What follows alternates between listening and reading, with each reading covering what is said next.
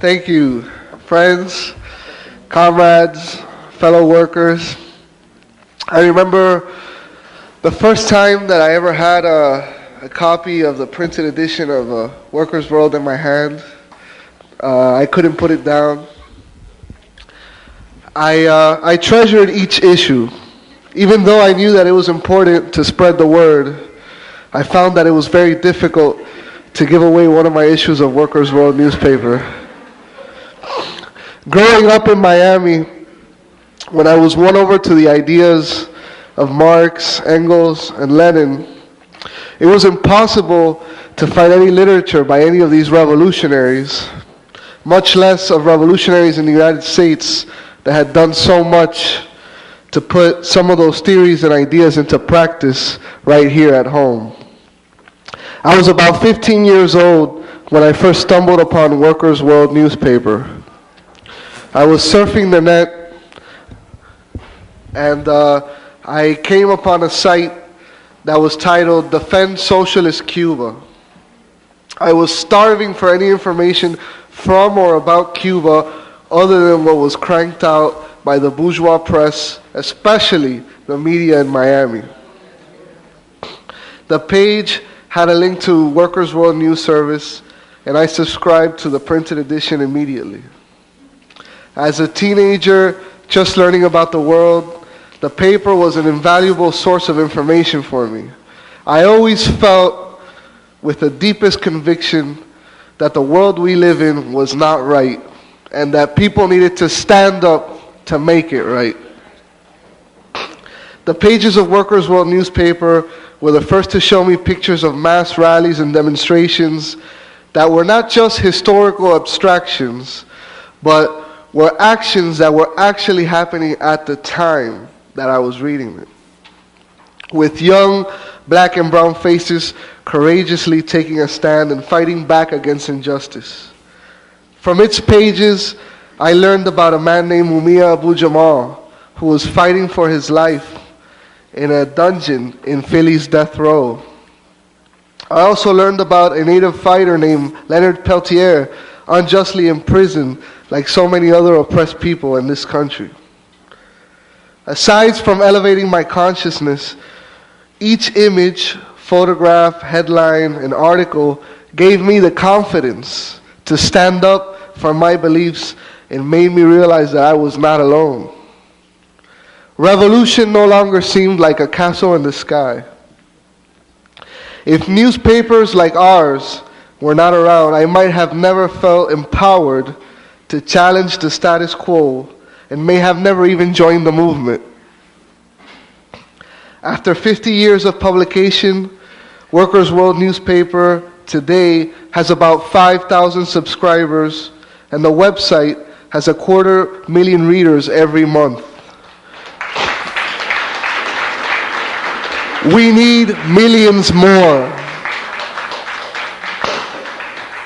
Unlike most newspapers, dailies, and journals, Workers' World newspaper was created, as Lenin put it, to call for the formation of a revolutionary organization capable of uniting all forces and guiding the movement in actual practice and not in name alone. That is, an organization ready at any time to support every protest and every outbreak and use it to build up and consolidate the fighting forces suitable for the decisive struggle. The decisive struggle that will propel workers to power. Okay. More than an organizing tool, our newspaper remains as the heart of our movement, reporting on the struggles and victories advanced by comrades all over the country. I can point to a series of recent articles documenting Macaui's groundbreaking work to stop foreclosures and evictions in Detroit that inspired us in Miami to wage a struggle and put forward a demand calling for a moratorium on all foreclosures.